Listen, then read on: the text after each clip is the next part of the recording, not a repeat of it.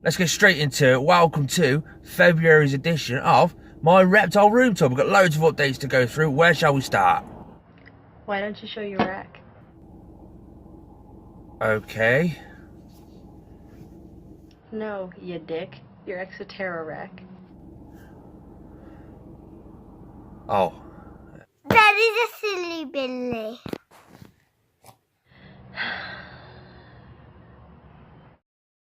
So let's start right at the top of the rack then. We have got our giant Madagascan day gecko. We call him Scarface. He's got a little scar on his face. A rescue pet. He's absolutely amazing. He's an Exoterra 45, 45, 45 at the moment. We are planning on upgrading him to a taller vivarium. But he's perfectly happy in there, fully bioactive. It's all fake plants, but we've still got the cleanup crew in there. We've still got normal wood in there. Let's move on. Pacman Frog next. Back up to the Pacman Frog. Nothing's really changed here. Oh, bang, there we go, straight away. Literally nothing's changed. She's a female ornate something or other. I'm not too sure. Cracking little pet. She just spends the whole time sat there in her little den like a lazy woman. Whenever she wants to feed, she comes out and has a bite. But yeah, that's our Pacman Frog. So down to the third shelf down. The third shelf we have got our strawberry dart frog breeding vivarium. As you can tell, fully bioactive, fully planted. It's well established. It's been planted now for about a year. They're in there. They're doing perfectly fine. We've turned the heat off for the winter now because it is nice and warming up a little bit for them. If we do have the odd cold night, we might put them back on again. But yeah, so far this year, we've not had any clutches or anything that we've found anyway. They are quite good at hiding them. Yeah, this is our strawberry dart frog breeding vivarium. One of our most beautiful setups. Considering it was our first bioactive, fully planted setup as well, I'm extremely proud with this one. So now on the second shelf down, we have got our little 12 by 12 by 12 Exoterra, just a grow out tank for our little blue baby Azuria froglets. Absolutely amazing frogs to keep, dart frogs. These are beautiful. This is out there, Viv, anyway. You've just had a good look around. There's a little feeding clip going to be rolled on as B-roll. But yeah, they're growing nicely. They're healthy as Larry. Let's move on. So now back up to the top, we've got our Crested Gecko's enclosure. Norman. Yep, she named him. He's Norman. Now, we had a bit of problem with him recently. We went for about 3 or 4 days without seeing him. We couldn't see him anywhere. He wasn't in his normal spots. So we took the Viv apart, trying to find him. Still couldn't find him. He'd burrowed himself underneath the substrate. And he was really pale white. So we've got him out, redone the whole enclosure, tied it all up again. And just got a load more moisture in there, and he seems to be enjoying it. As you can tell, it is tarted up. We've got loads of extra vines, a bit more cork bark. We've just got to add a few more flowers into it. We've rejuvenated the cleanup crew in there as well. But yeah, that's Norman. Now the king of our collection, the first reptile I ever owned, we are going down to Diego, the bearded dragon. Now, he's just starting to come out of brumation now, so he's just starting to wake up. We might catch a glimpse of him. If we don't, I'll put a video of him or a clip of him at the end. But yeah, nothing's changed with his setup. We've turned his lights back on and his heat back on to normal now. Yeah, this is Diego. So then, guys, this is Albert.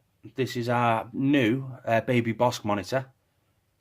He's in a 4-foot enclosure at the minute. Deep substrate of sand and cocoa fibre and orchid bark mixture. And he's got a big log in the background there just to burrow under. Now, this is only a new animal. This is a new setup, so there is still a lot of improvements to do. At the minute, we have 2 strip UVB lights with a UVA basking bulb. We need to put a slate over his basking spot and put a guard over that back UVB bulb. Either that or remove the back UVB bulb and move the front one towards the middle. Either way, we've just had him a couple of days, so we're already starting to click train him, so that he knows when we open the Viv for food or whether we open it to come and play with him. Let's give it a go. The way we're doing it is we just click our fingers when it's feeding time. At the minute, we're doing a calcium dusted locust, and we go click, click, click. Put it in, and as you're going to see, there we go. Gives him a bit of exercise, so we'll let him run around a bit.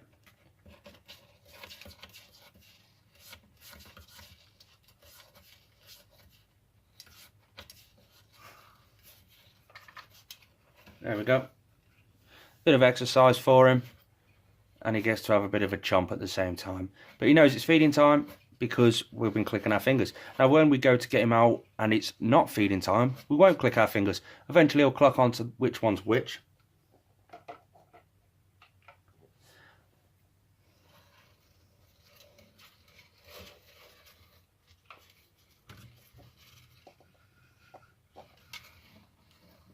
Give him a bit of exercise, a bit of climbing.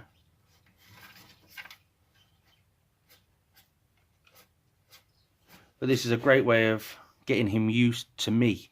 I could just put the locust in there, but this is a good way for him to get used to me. Let's see if we can get him to come back down the ramp. Boom. There we go, guys. That is our baby savannah monitor, or bosque monitor, wherever you're from. Let's move on to something else. So this one right here, another king of our collection, or queen rather. This is Slytherin, our Redtailed Boa Constrictor. She's a true redtail. We've got all the paperwork to go with her. And yeah, I'll B-roll some feeding clip. Who said boas can't climb? Yeah, this is where we do all our breeding stuff.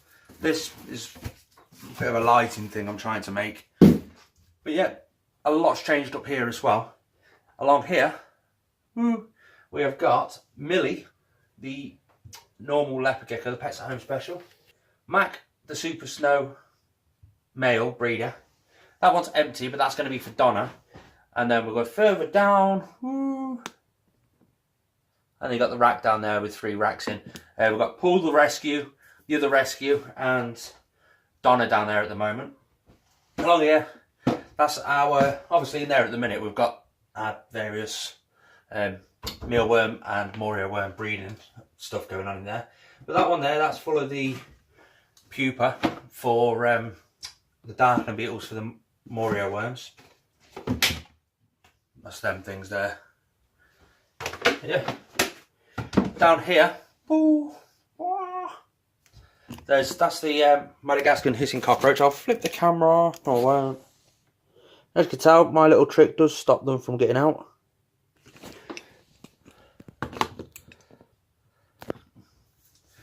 And then, yeah, that's it for up here. We've got our various springtails and leaf litter and all that sort of stuff up here as well. And obviously you're sat on top of the boas vivarium. I've got our wood lice cultures and whatever else up here. The dubia colony has moved place because we made it a bit bigger and a bit more elaborate. So that's in a different place, totally different place, which I'm not going to show in this one because it's only a dubia colony. Everybody's seen dubia cockroach colonies before. But let's go on to the corn snake. And we're now back to Cornflake, our ammo corn snake. This was the first snake we ever got. And she's a bit big and she's on a bit of a diet now because she has been eating too much. But yeah, she's gone very curious over the past sort of few weeks as well. Whether that's to do with the breeding season, I'm not 100% sure. But she's still a diamond, she's still amazing, and she's still our ammo corn snake. Massive thank you to everybody who has watched this right until the end. Massive thanks to Cassie's Critters. She was the girl at the beginning in the few clips and whatever. Go and check her channel out. She's got some amazing content and she is decent enough. Thanks for watching. If you have enjoyed it, please hit the thumbs up. It does help my channel an awful lot. If you are new around here, hit the subscribe button and the little notification bell that's right next to it. Thanks for watching, guys. See you soon.